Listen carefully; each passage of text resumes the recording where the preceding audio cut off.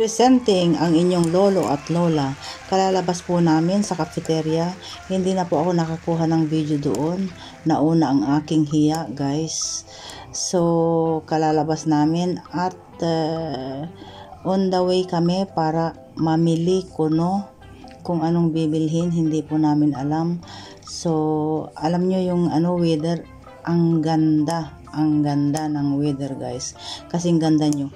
Paglabas namin kanina, malamig-lamig siya. Tapos mamaya-maya yan, biglang sumikat ang haring araw. Maganda talaga ang weather dito sa Lebanon.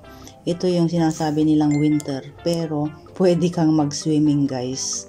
At, yan nga, tinatahak namin ang landas patungo sa bilihan ng kung ano-ano, guys.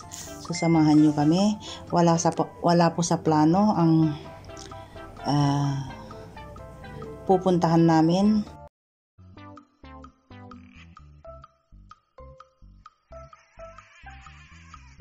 First destination, Gulayan, guys.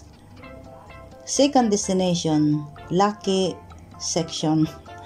Bumibili kami ng buhangin ni Lucky dito, guys. Ayan, bidang-bida si Lucky. Hindi namin siya nakakalimutan. Buhangin pa more. Dito naman crab section, yung aking favorite. $2 yan, guys, naging $1. So hakutin natin, guys. Oo, hakutin natin. 5 or 7 yata yung hinakot ko dyan, guys. 1, 2, 3, 4. Asan yung isa? Ayan. Okay, patuloy po sa ating pagkahakot ng mga sale on sale. Kung hindi yan sale, hindi ko yan kukunin, guys. Mahal din kaya yung $2. Ipag $1, okay na yan. So, hakot pa more. Hakot pa more.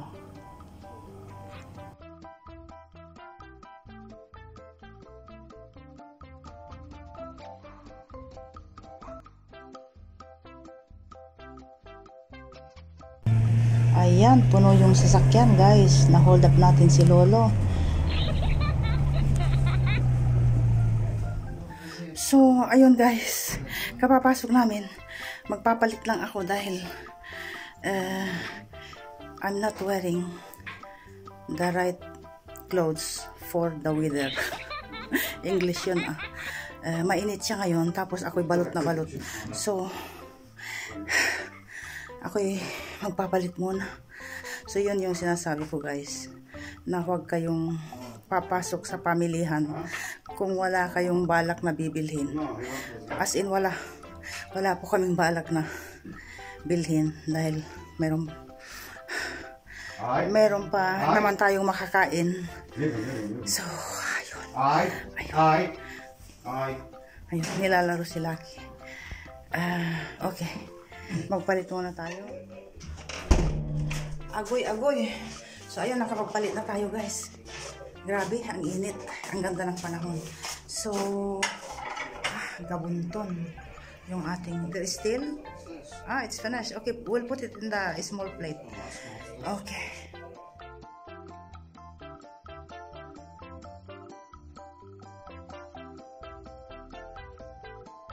So, ayan na siya, guys. Hindi pa tayo tapos. Inano ko lang ito, sinalansan ko. Ayan, marami. Ay, nakadami tayo ng bigas, guys. Dahil baka magkakagera na naman dito sa Lebanon.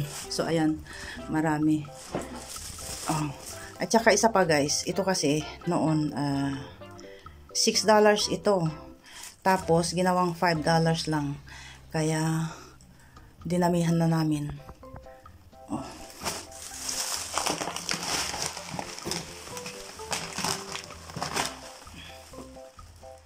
Yan siya. Tapos, nakabili ako ng ano dito. Ay, saan ba yun? Sandali.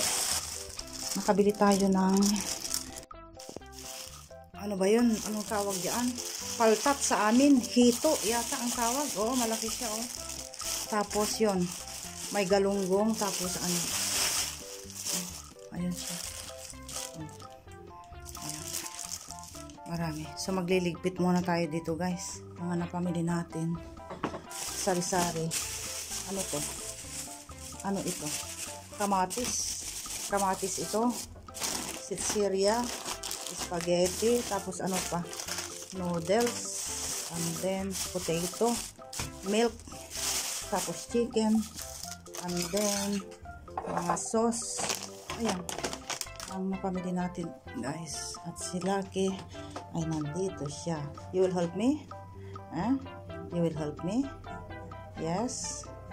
Yes? You will help me? Look. You will help me? You will help me, baby.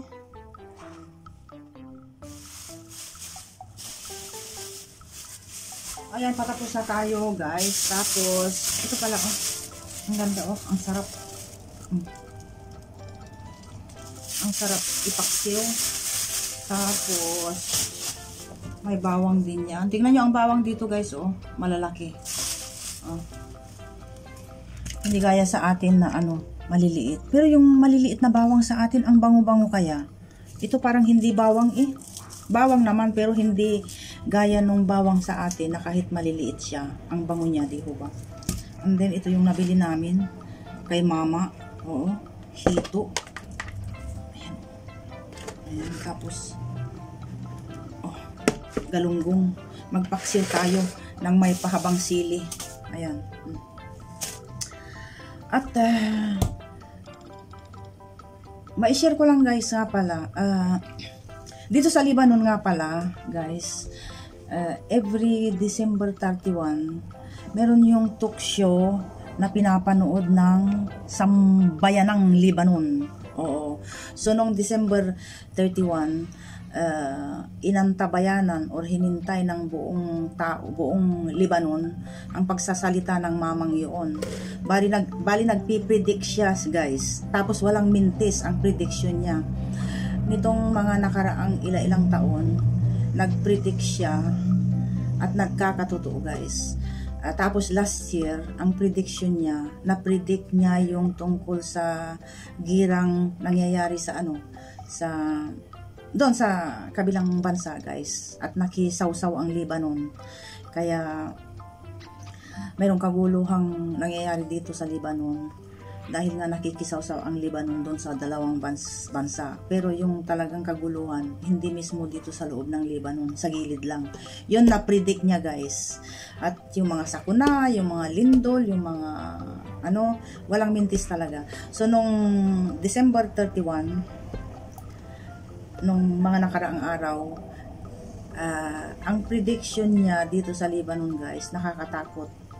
At ang sabi niya, meron daw magaganap na kaguluhan na naman sa Lebanon. May mga bomba na mangyayari, pagsabog na mangyayari, at ano pa yung na-predict niya. At yung prediction niya guys, na may bomba, may kaguluhan dito sa Lebanon. Noong January 2, meron nangyaring bombahan dito sa Lebanon. Kaya yung mga tao, sabi nila, nangyayari na yung prediction ni Michelle Hayek. Michelle Hayek ang pangalan niya guys. At yun nga, January 2, meron pong nangyaring bombahan at yun ang kinakatakot ng mga tao. Dahil hindi lang yun guys. Basta na lang susulpot ang pasabog ng hindi alam kung saan nanggagaling.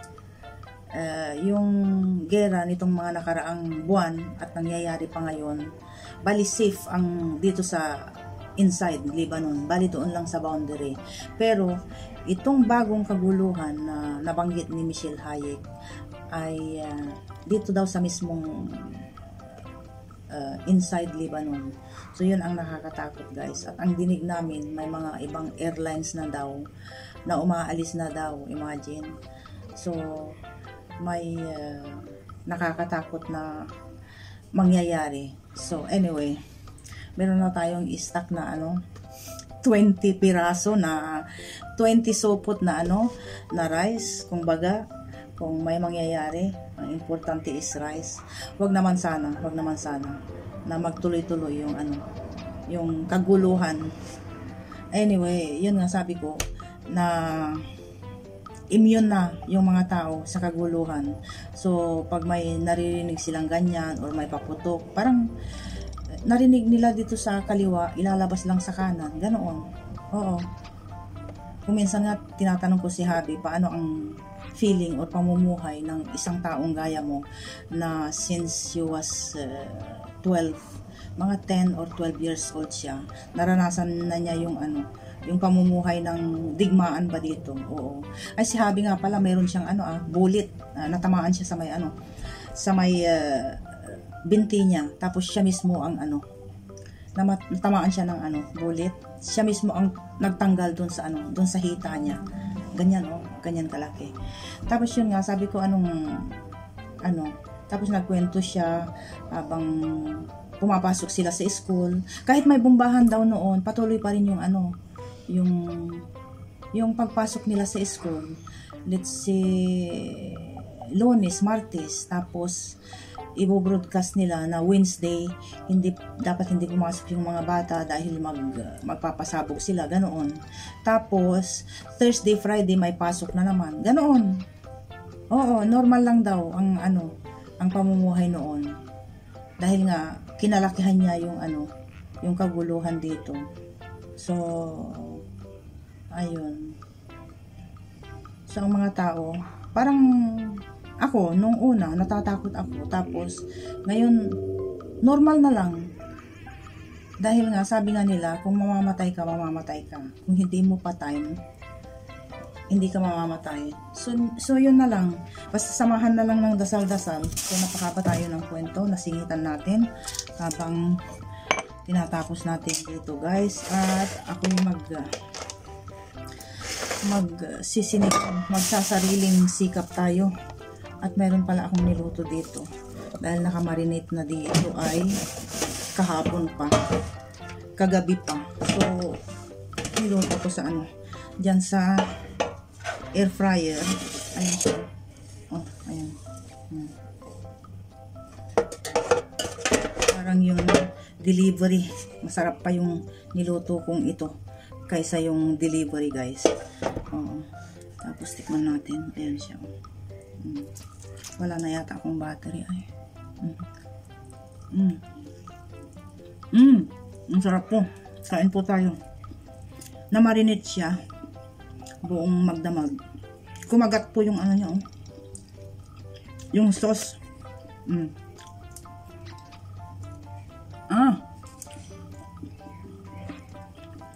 So, yun na yun lang, guys. Yun na yun. So, yun na yun, guys. Ang ating